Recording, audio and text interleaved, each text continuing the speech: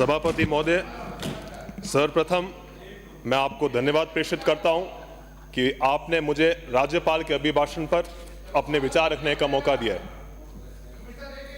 आज़ादी के अमृत महोत्सव पर 75.45% मतदान के सर्वाधिक आंकड़े को छूते हुए राजस्थान की जनता ने जो प्रचंड बहुमत भारतीय जनता पार्टी को दिया है, जो भारतीय जनता पार्टी की सरकार बनाई है, उसके लिए मैं पूरे राजस्थान की जनता को बारंबार धन्यवाद देता हूं, आभार प्रकट करता हूं। कोलायत विधानसभा क्षेत्र की जनता को भी वंदन करता हूं, अभिनंदन करता हूं कि जिनके आशीर्वाद से मुझे आज आप सभी गणमान्य सदस्यों के बीच अपनी बात रखने का मौका मिला। विकसित राज्य राजस्थान व विकसित भारत 2047 के संकल्प के साथ हम आगे बढ़ेंगे। सबका साथ, सबका विकास, सबका विश्वास, सबका प्रयास हमारी सरकार का मंत्र रहेगा। मोदी जी की गारंटियों पर विश्वास जताकर जनता ने जो ऐतिहासिक निर्णय दिया है, उसकी हम सब सराहना करते हैं। इसी निर्णय के साथ हम अराजकता के अंधकार से सुशासन के उजाले की ओर अग्रसर बढ़ चुके हैं। सभापति महोदय, आपके माध्यम से बताना चाहता हूं कि मेरा विधानसभा क्षेत्र पश्चिमी राजस्थान के भारत पाक अंतर्राष्ट्रीय सीमा पर स्थित है। हमारा संपूर्ण क्षेत्र थार रेगिस्तान के अंदर आता है। मेरा खुद का गांव बरसुलपुर अंतर्राष्ट्रीय सीमा से मात्र 10 किलोमीटर दूर है। अतः मैं खुद पश्चिमी राजस्थान की समस्याओं और चुनौतियों से बखूबी वाकिफ हूं। यहाँ जीवन कृषि और पशुपालन पर आधारित है। यहाँ लोग गांव में कम और खेत ढाणी में ज्यादा निवास करते हैं। सन 1987 में सीमांत क्षेत्र के विकास के लिए भारत सरकार ने बीडीपी योजना लेकर आई थी। इस योजना से राजस्थान के सादुल शहर, गंगानगर, करणपुर, अनूपगढ़, खाजूवाला, कोलायत, पोखरण, जैसलमेर, शिव, चोटन, सांचौर जैसे सरहदी इलाके पिछले 3 दशकों से लाभान्वित हो रहे थे। परंतु पिछले कांग्रेस सरकार में हुई अनियमितताओं के कारण ये योजना गत 2 सालों से बंद पड़ी है।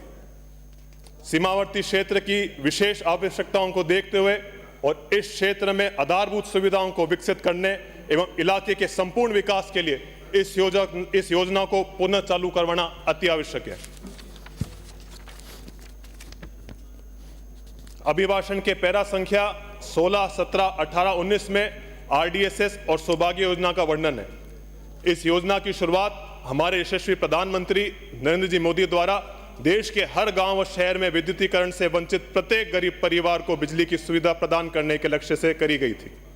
परंतु बड़े दुख से कहना पड़ रहा है कि पूर्व की सरकार के कार्यप्रणाली के कारण हमारे प्रधानमंत्री जी का विजन धरातल पर नहीं उतर पाया। पिछली सरकार की उदासीनता और गैर संवेदनशील रवैये के कारण आज भी धरातल पर हजारों परिवार रोशनी के उजाले से दूर हैं। यह योजना राजनीतिक भेदभाव, मतभेद और भ्रष्टाचार के ऐसे भेंट चढ़ी कि जरूरतमंद पात्र आज भी विद्युतीकरण से वंचित है। स्थानीय भ्रष्ट अधिकारियों और ठेकेदारों द्वारा मन मुताबिक सर्वे करे गए और ऐसे पात्र ग्रामीणों को चलते काम में छोड़ा गया जिनकी कनेक्शन से मात्र दूरी 1 किलोमीटर एक पोल की थी। और तो गौरतलब है कि उन भ्रष्ट ठेकेदारों के सहितों के विद्युतीकरण कनेक्शन के लिए 20-20 खंभों की विद्युत लाइन रातों रात खड़ी कर दी गई। हठकर्मिता दिखाते हुए उन्होंने कहीं ट्रांसफार्मर नहीं दिए तो कहीं तार नहीं दिए और तो कई स्थानों पर सिर्फ खंभे खड़े कर काम अधूरा छोड़ दिया। लाइट और पानी दो ऐसी जरूरत है जो ग्रामीण व युवाओं के स्वास्थ्य, पढ़ाई और रोजगार के लिए अति महत्वपूर्ण है। इसी प्रकार पैरा संख्या 20, 36 और 48 में भी जल जीवन मिशन की बात रखी गई है। जल जीवन मिशन के तहत केंद्र सरकार द्वारा सभी ग्रामीण नागरिकों तक घर घर नल कनेक्शन से स्वच्छ जल सुविधा उपलब्ध कराने का लक्ष्य निर्धारित करा गया था। हर घर में नल से जल के संकल्प से इस योजना को लागू करा, परंतु मुझे बड़े भारी मन से कहना पड़ रहा है कि विगत सरकार द्वारा किए गए भ्रष्टाचार के कारण इस योजना का जो प्रारूप जमीनी स्तर पर उतरना चाहिए था, वह दुर्भाग्यवश वास्तविकता से कोसों दूर रह गया है। भ्रष्ट ठेकेदारों और कर्मचारियों द्वारा जेजेएम के नियम कायदों की खुलेआम अनदेखी करी गई। सैकड़ों गांवों में जगह जगह निम्न गुणवत्ता की पाइपलाइनों का उपयोग करा गया और जहां नियम अनुसार पाइपलाइन की गहराई 1 मीटर होनी चाहिए थी, वहां पाइपलाइन की गहराई मात्र 8 इंच रखी गई है।